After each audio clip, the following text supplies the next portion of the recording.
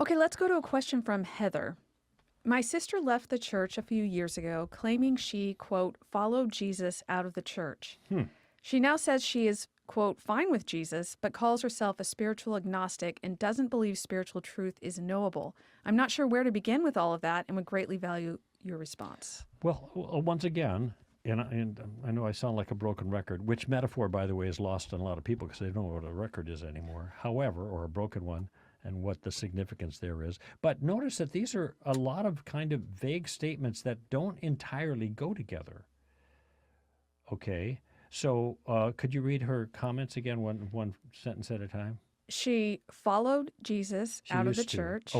She followed him out of the church. I'm not sure what that means. So there must be something that is true about Jesus who she wants to follow that is contrary to what she found in the church. And so for some reason, she's leaving the church because her dedication to Jesus required that. I mean, does that sound like... Yeah, that sounds like what she's saying. All right. And then the next sentence. She now says she's fine with Jesus, but calls herself a spiritual agnostic. Oh, okay, let's pause for a minute. Okay. Well, if you're fine with Jesus, I'm not sure what fine with Jesus means. If she followed Jesus because she saw something in him that she wanted to follow as true, contrary to the church, so she left the church to follow Jesus, and she's fine with Jesus, in what sense is she a spiritual agnostic? Like she doesn't know. She has no opinion one way or another. Okay, keep going. And she doesn't believe spiritual truth is knowable. Okay, well, again, if spiritual truth is not knowable, then what was the spiritual truth she saw in Jesus that motivated her to leave the spiritual untruth environment of the church and follow the spiritually true one, Jesus, spiritually true in some sense? Do you see, none of those statements fit together with each other. And so that's where I would say I'm confused about what you just said. And then I would ask questions that are meant to address the concerns I just mentioned. If there's no spiritual truth, why are you okay with Jesus? You must think he said something accurate spiritually, which is why you followed him out of the church. So I'd want to take every step and ask them, when you say you follow Jesus, that means what? Out of the church. Well, the church was hypocritical and Jesus isn't hypocritical. How is he not hypocritical? He lived a life of consistency to the moral truths that he claimed. You think that's good? Okay, so what the moral truths that he can claim, do you think those are good? Okay, then how are you spiritually agnostic? If Jesus had a portion, some aspect of truth, how are you a spiritual agnostic now? Like you don't know.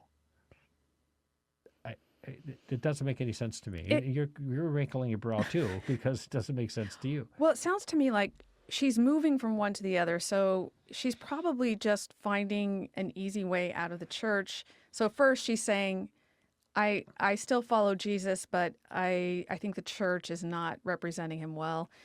But now she's moved away where she's to the point of saying we can't know spiritual truth. So I really doubt she was following Jesus originally. I think this has just been her working her way out of the church slowly by what she's saying.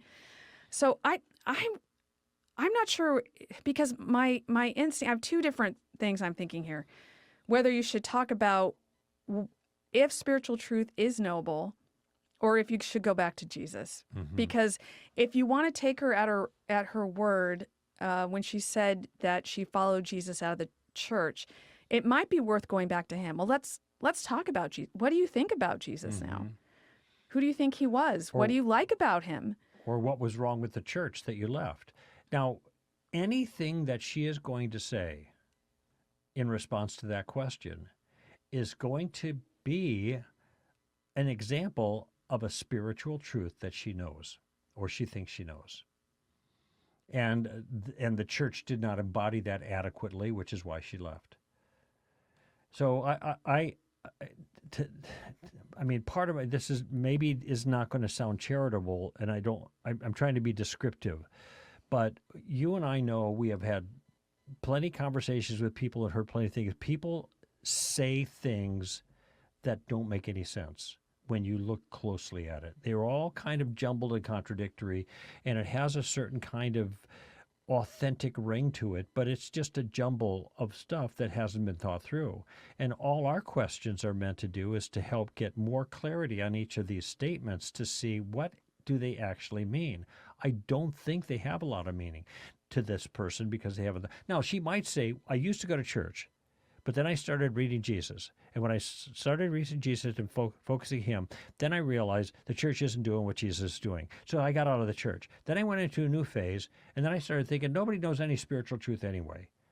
And so now I'm a spiritual agnostic. That might be the steps, but I don't know. That would make a little bit more sense out of her comments, but I wouldn't at all be surprised if there was really no cohesion here at all. Yeah, I mean, I can remember when I was hiding from God, my excuse in my head was, well, how do I even know he exists? Mm-hmm. So I actually suspect that she hasn't thought too much about this, but she doesn't want to be in the church. Mm-hmm. So I think as I'm sitting here, I think the question I would ask her is, if we could know spiritual truth, would you want to know it? Mm-hmm.